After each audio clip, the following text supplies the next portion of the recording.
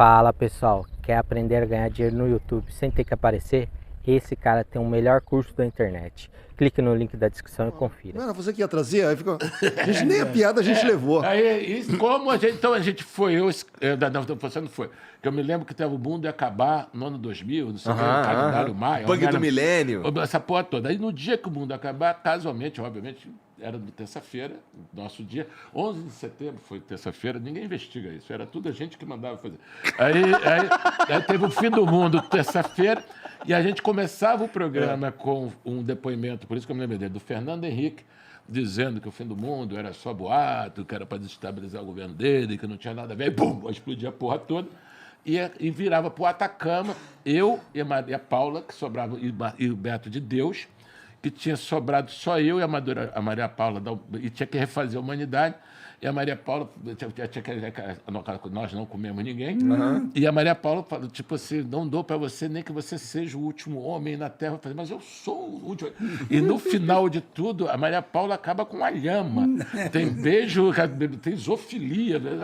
A Maria Paula beija a lhama. Então a gente foi até o Atacama, então era uma delícia, cara. Esse cara, tu foi a Olimpíada na Grécia. E a Globo comprava essas doideiras todas numa boa. Cara, primeiro vamos lá, né? Durante muito tempo, de novo, a gente não foi um programa de humor de maior audiência, a gente foi um programa da Globo de maior audiência.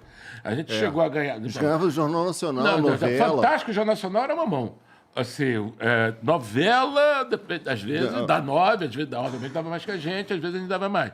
Então, a gente tinha moral pra caramba. Pô. Eu sentei com 4 vezes, com 2 presidentes da República, por delegação da Globo. Eu fui lá quando o Lula queria fazer tal do controle social da mídia.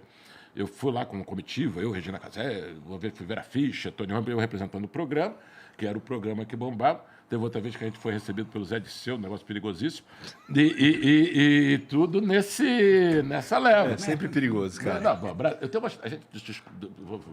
uma história em Brasília maravilhosa, que foi eu e Beto. A gente foi para a porta do Congresso com um negócio que aquele compra o ouro, só que era compra o deputado, compra o senador. E a gente com megafone, compra o deputado, compra o senador. Aí veio o segurança do Senado, o presidente do Senado era Renan Calheiro. Aí mandou. Só que a gente tinha uma manha que todo mundo tem que aprender, que quer fazer isso, que a gente descobriu. Que é que nem vampiro. Se você convida, você não se fudeu. Então, se a gente arrumar um deputado para convidar a gente, então a segurança não podia falar nada com a gente. Então, a gente era convidado do seu Gabeira. Às vezes, aquele cano, sou convidado do seu Gabeira. Morreu o assunto, a gente era convidado do seu Gabeira, Gabeira, a gente... Mas vocês descobriram isso lá? Não, lá cara, o Gabeira... O Gabeira, Rio de Janeiro, aquela coisa, a gente conheceu o Gabeira, era fã do Gabeira. Sunga de crochê. E a gente descobriu essa mamata. Tinha um outro amigo nosso que foi prefeito de Vitória, que também tinha sido eleito deputado, que ele falou assim, arruma um deputado para convidar, que acabou. Aí a gente não tinha, a gente tinha disso, aí os caras não podiam encostar na gente. Aí a gente estava lá fazendo compra o deputado, compra o senador, compra o deputado, aí veio um camburão da PM, né? Aí os caras vieram assim pela cor, fazendo assim, até uma velocidade que chamou a atenção, daqui a pouco os caras passaram devagarzinho, aí pararam os caras com... Aí chegou assim para mim, o cara falou, aí, seu caceta, cuidado que isso aqui é muito perigoso, tem muito ladrão. Assim, o PM, eu falei, o papel é uma piada do PM, vocês não filmaram. Assim, então tinha essa onda divertida. Mas esse lance que vocês estavam falando que vocês foram por muito tempo, vocês foram por algum tempo o maior programa em audiência da Globo, não o maior programa de humor em maior audiência. Mais de 10 anos. Isso daí, isso norteava, isso influenciava no conteúdo? Tipo, eu quero dizer o seguinte, vocês se sentiam pressionados a fazer determinado conteúdo por causa da audiência? Não, pelo contrário, a gente tinha liberdade por conta da audiência, por causa da repercussão e tal, a gente acabava tendo um poder para fazer o que a gente quisesse, entendeu? Então a gente fazia essas viagens e tudo, sabe? A gente podia propor o que fosse, que dando certo, tava tudo Teve bem. um turning point, quando o comercial assumiu... Turning point, viu? Você estava falando Rocket Science antes aí. Science, mas turning point, que é o popular turning point, em português chama turning point, que era quando saiu a Marluce, ela se licenciou, depois se afastou por doença, entrou o Floresbal, ficou 14 anos, que o Floresbal era o cara do comercial. Quando chega o comercial a cabeça de tudo, virou chefe de tudo, chega o advento também da pesquisa de audiência, que era tudo assim. O povo brasileiro não sei o quê, o povo brasileiro não quer. O povo brasileiro... Eu me lembro que uma vez eu cheguei lá e falei assim, que era um negócio que a gente estava pegando muito pesado, não sei o quê. Eu falei assim, vocês fizeram uma pesquisa dessa, qualificada, gastaram isso tudo, para chegar à conclusão que o povo brasileiro que mora no Brasil, que não está aqui, não gosta de sacanagem. É isso. Não sei, ninguém gosta. Todo mundo fica, porque a gente fala, estava muito pesado.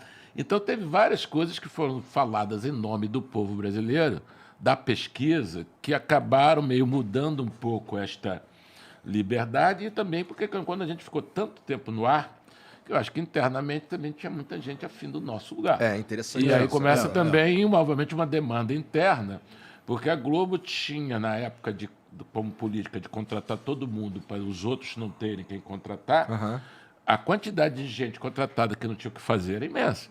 Então, você tinha autor sem programa, atriz, então começou a ter uma pressões nesse sentido também, inclusive dessa coisa, tá pegando pesado, o que era no início. Mas pegar pesado não era o que fazia vocês darem certo? Sim, mas no Sim, início... o que acontece é que a partir de teve uma mudança ao longo da nossa carreira, que foi assim, no começo a gente tinha pessoas lá que tinham uma visão um pouco mais ampla do negócio. Não era uma pesquisa, não era uma coisa assim, não era seguir pesquisa, era uma coisa, era mais um feeling do que uma... E isso foi mudando com o tempo, não é? E aí eu acho que nós mesmos, a gente ficou meio confuso com aquele negócio. A gente não sabia como digerir aquilo. Pode isso, não pode aquilo. A gente que nunca tinha pensado nisso, pensava em fazer uma coisa engraçada, fazer uma coisa, digamos, ousada. A gente começou a ficar meio na dúvida. Que, não pode falar de política, ninguém está interessado em política.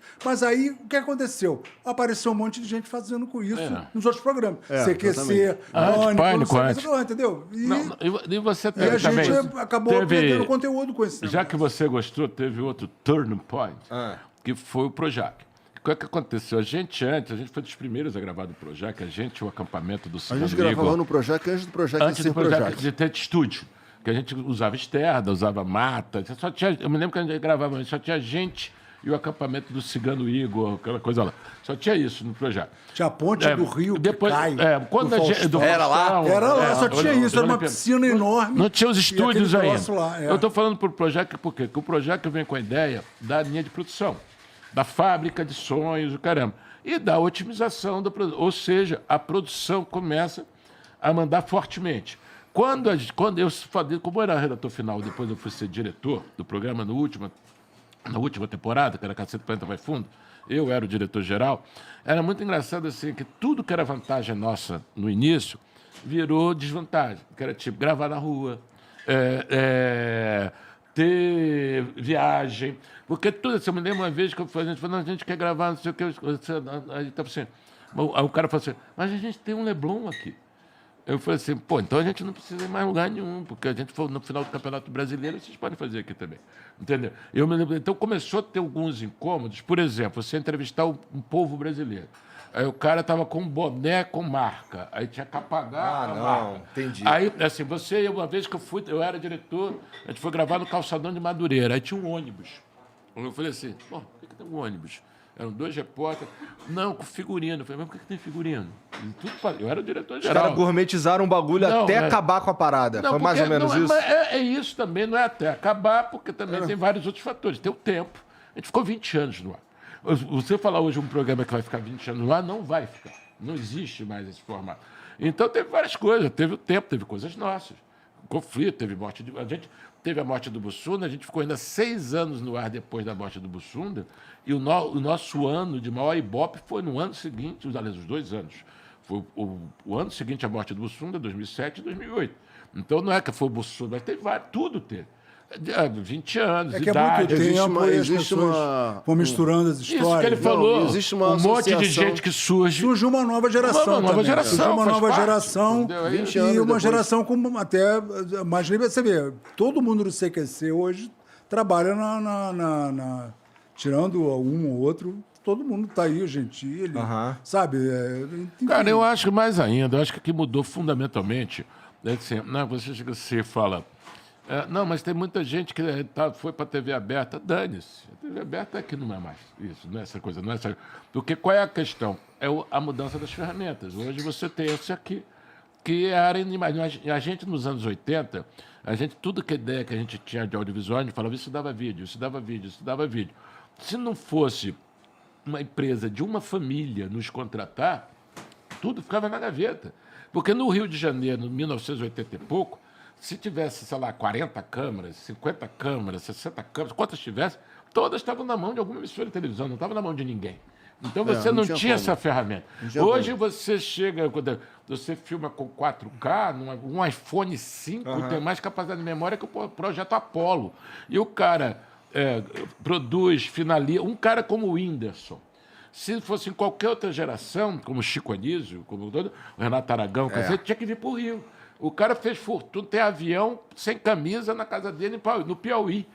Isso só pode ter sido agora. Isso aconteceu no audiovisual e aconteceu no áudio também, porque antes as gravadoras? As gravadoras também, que eram grandes indústrias, grandes poderes que se... Acabaram, Você né? tem assim, antigamente a Madonna trocava de gravadora, ela ganhava de luvas, podia comprar um país na América Latina. E hoje você tem assim, um negócio que quase desapareceu. Óbvio que a TV aberta não desapareceu. Nem vai desaparecer tão cedo, até porque num país como o Brasil... Mas o humor da TV aberta o humor da TV aberta hoje em dia se resume à Praça Nossa, que né? tem 70 anos. Entendeu? Que tem 70 que anos. vem antes, já veio do rádio, né? Não, então, 70 quer dizer, que eu... você hoje tem uma produção de humor super pulverizada, entendeu? E uma parcela dela você não sabe nem quem é que faz, né? Os memes é uma produção anônima. Entendeu? A gente recebe muito essa coisa assim, não, que eu me lembro que da época eu fazia minha infância, minha juventude, eu assistia toda terça com meu pai, e não sei o que, na quarta-feira, no colégio. Isso é um ritual que acabou. Quando você fala assim, quando as pessoas falam assim, a novela da Odete Roitman deu 90 e caramba de Ibope. Isso não diz sobre a novela, diz sobre a época e o país.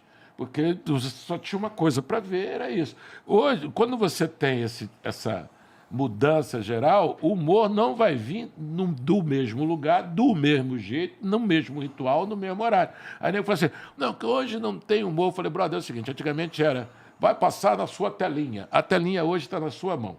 A telinha substituiu o cigarro na sala de espera. As pessoas ficam ali.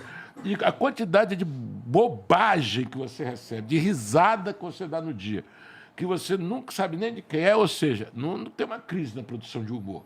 Tem outros jeitos de consumir o humor. É só isso. Que tinha essa coisa que as pessoas... Havia esse ritual. As pessoas se reuniam em torno da televisão, na sala, né? Para assistir aquele programa, né? Hoje cada um tá vendo o seu, entendeu? É mais ainda, negão. Você assim, há 10 anos atrás, tu entrava num apartamento de rico. Tinha televisão até na casa do cachorro. Entendeu? Você ia com tudo, no banheiro, todo o banheiro tinha televisão. Sim, pelo número de televisões que o cara tinha na casa, sabia se ele tinha grana. Hoje você entra e não vê uma.